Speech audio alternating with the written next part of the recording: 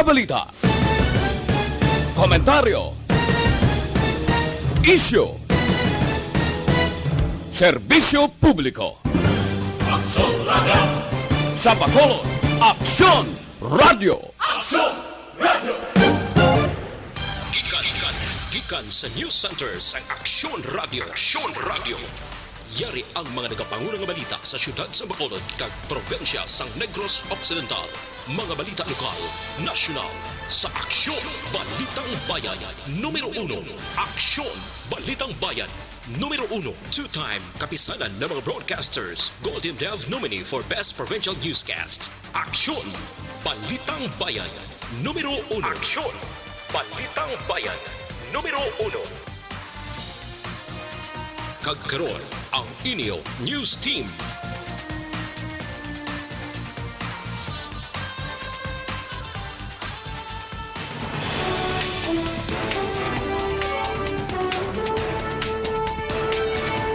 Sa ato nagapanguna nga mga pangulong dinalan sa mga balita lokal, 14 anyos nga lalaki nga ginalagar naghimulos sa 11 anyos nga pakaduha natala na pasakaan sang kaso. Duha ka konsehal sa Bacolod nagpahayag nga dapat ipaidalom sa validation ang inbolgar ni Espinido angot sa opisyal sang barangay nga imbolbado sa iligal nga droga. Sa balita nasyonal, Malacanang nakahanda atagan seguridad si Espinido bangod sa ginaligar pamahog sa iya. Mga Pinoy crew nga sakay sa cruise ship nga yara sa Japan makapauli na sa Pebrero 23. Maayong aga Bacolod, may aga balugabahin sang Western Visayas. Karong adlaw Biyernes, Pebrero 21, 2020. Ang inyong news team, Aksyon Dorel Cabatu. Kag-Aksyon Boy Duran, ang mga balita lokal, pagkatapos lamang sa ni.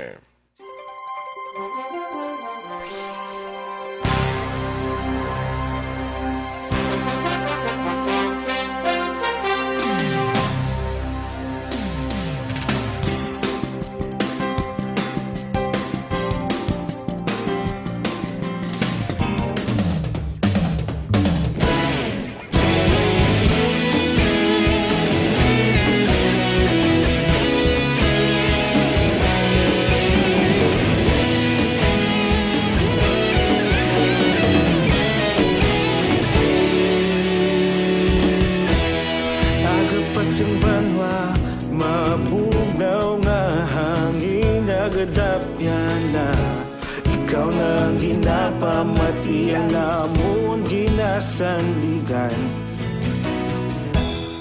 Tingog sang probinsya, kamatuuran ginapalap na.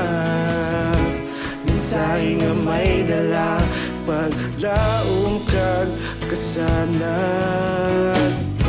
Tinuig na nagligan, ikaw gihapon ang ako nga istasyon. Sa pagbudlak sang adlaw, sa pagtuhaw sang biton. Mga balita nga dala inspirasyon. Aksyon Radio, Bacolod man sa gihapon. Padayon Aksyon Radio, Bacolod saludo sa imo. Padayon Aksyon Radio, salamat kisa pagserbisyo. Patas kag balanse, patuod nga mensahe, wala sang hinadang pilihan. Padayon Aksyon Radio.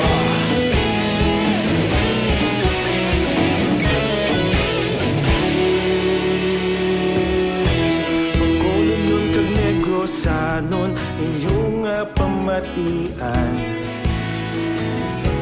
Istasyon nga nagapalaplag sang kamatuuran. Mabakod nga prinsipyo, reporter handa sa serbisyo. Kahapon, karon kag sa gihapon, kita magapadayon. Tinuig na nagligan, ikaw gihapon ang ako nga istasyon. Sa pagbutlak sang adlaw, sa pagtuhaw sang biton. Mga balita nga may dala inspirasyon. Aksyon Radio, Bacolod man sa gihapon. Padayon Aksyon Radio, Bacolod saludo sa imo.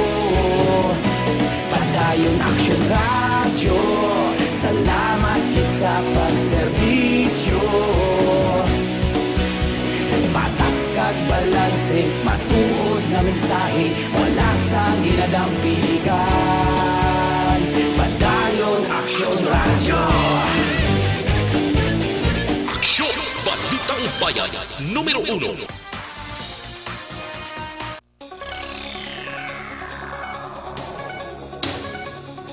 Aksyon Radio Philippines Star Time, las 6:05 sa detalye na sa aton mga balita lokal.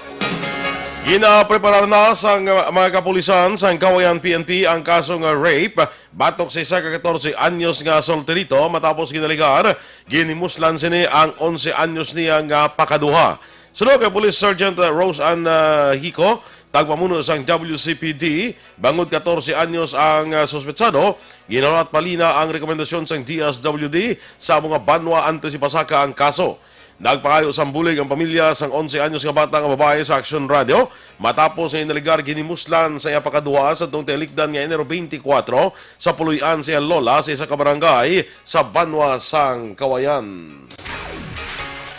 Ginpahayag sang duha ka mga konsehal sa syudad sang Bacolod nga kinahanglan sang maidid nga validation angot sa ginbulgar ni Lieutenant Colonel Jovi Espinido nga may pila ka mga barangay officials kag personnel sang Philippine Drug Enforcement Agency ang imbulbado sa illegal nga droga. Sunod kay City Councilor Carl Lopez, posible ang mga ginpalayag ni Espinido pero dapat ini nga ma-validate kag dapat mayaras nga ebidensya antes magpagwa sang mga statement. Nagapati si Lopez nga hindi man magbuya sa mga palayag si Espinido kung wala inisang basihan labi na nga maayo man ang iya nga track record.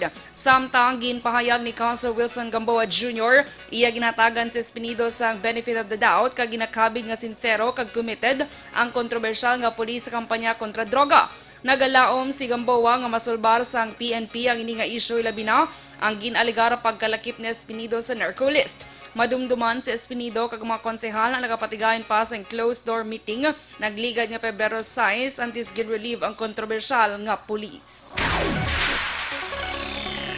Isa ang patay matapos nabungguan sa truck ang isa ka pick-up nga salakyan mga launa ang takna sang hapon kahapon sa sitio Campaldez, barangay Mambaruto, siyudad sa Sipalay. Ginkilala ang napatay kay Melanie Francisco, Eloise and driver sa pick-up nga si Lomel Francisco, samtang ang driver sa truck ginkilala naman kay Rohel Pagayon. Sa inisyal nga investigasyon gikan sa Bayawan si Pagayon, kapapauli na kuntani sa banwa sang Kawayan, samtang nagasugata naman Sanday Francisco.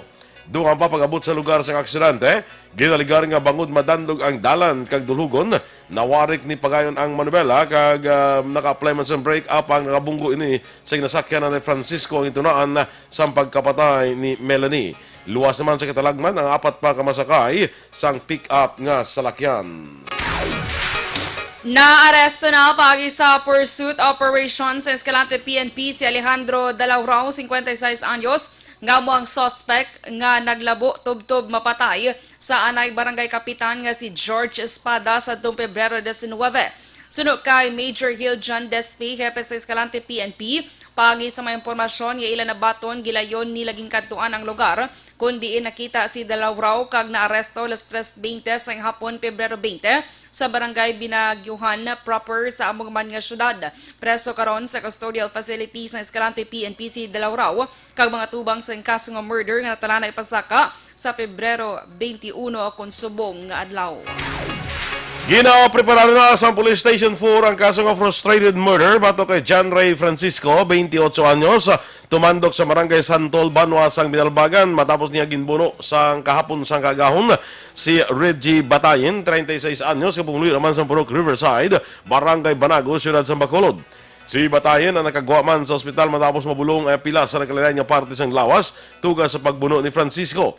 Sunod ang Police Major Reynante Humoka ng hepe sa Police Station 4, masaming ang ginasuyaan ni Bayatin ako ni Batayin si Francisco nga among gintunaan sa pagbuno sang suspetsado sa iya kay inasang kagahon kahapon sang kagahon. Naibaluan nagapangimon man si Francisco kay Batayin bangod nagapangaluyag man ini sa babae nga ginapangaluyagan man niya. Sunod kay Humukan manugtulog na sa barak sa ilang natrabahoan si Batayin sang matabo ang insidente. Si Francisco Cabatu ang lunsay mga construction workers ang Basiwa Motor Pool dila sa may Kamingawan, Barangay Estefania sa dinatabo ang insidente. Si Francisco karon nagapabilin sa custodial facility sa Police Station 4 samtang inipaparang kaso batok sa iya. Ginakonsidera naman sa Police Station 8 nga good as solved na ang kaso nga pagsulod kag pagpangawat sa puloy-an ni Dr. Carlitos Orola sa Gardenville Subdivision, Barangay Tangob, Siyudad sang Bacolod. Pagi sa Rogues Gallery sa Police Station 8, nakilala ni Daisy May Ansyong ang isa sa duwa ka persona nga nagsulod sa puloy-an sa pamilya Orola. Sunod kay Police Lieutenant Fermin Pula, Deputy Police Chief sa Police Station 8, ginpakamaayo nila nga hinaguon ang ngalan sang sospetsado agud hindi siya makapreparar sa kaso nga robbery nga ipasaka karon nga adlaw batok sa iya. Sa pagpangusisa ni Pula, gingapos kag ginabusalan nila ang timbang ni Orola agud hindi makasinggit. Kapin 1.4 milyones pesos nga bilis ang kagamitan, kwarta kag alahas ang nakuha sa mga kawatan sa puloy-an ni Orola. Nakapangayo lang sang bulig sa iya amo si Ansyong sang mahubad niya ang gapos sa iya nga kamot. Panugyan ni Pula sa mga mag-aistar sa mga subdivision, maging security conscious sila palibot kag hindi basta-basta magpasulod sa tao nga hindi kilala.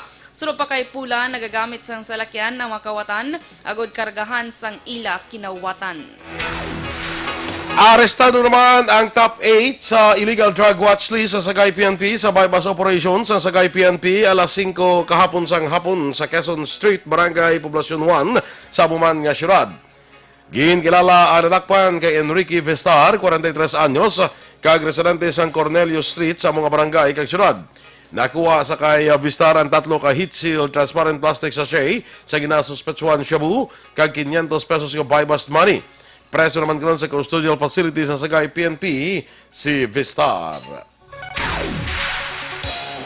Aksyon Radio Philippine Standard Time, las 6:12. Sa ato naman mga ka-aksyon nga problema sa mga bukol nga natubo sa inyong lawas. Sis man akong tumor, hindi na pagpadugaya, hindi pagpabayi para hindi na magmalignant. Mag-inom na sa Sandon Plus Server Capsule. Sunod sa mga eksperto, ang Sandon Plus Server Capsule makatunaw sa mga breast cyst, myoma, bukol sa ovary, bukol sa maga, goiter, kag iban pa. Ginabuligan pa sa Sandon Plus Server Capsule ang inyong alawas para nga hindi matubuan sa mga bukol, cyst, kag iban pa nga mga balatian. Sandon Plus Server Capsule, garantisado may alibyo. Mapakal sa mabutika, tag 12 pesos lang. Bisitahin man ang Alternative Medicine and Wellness Center sa Medala Nernais at tubalan sa gate sa Paglawang Sports Complex. Tabuk sila yara dira ang Alternative Medicine and Wellness Center. Pangita lang si Doc Ramel Uy para sa libre nga check-up. Kag ang Santon Plus Server Capsule, pwede na nga ma-deliver sa inyo balay pagi sa pag-order online sa www.kalusuganyan.ph o magbisita lang sa Kalusuganyan Facebook page.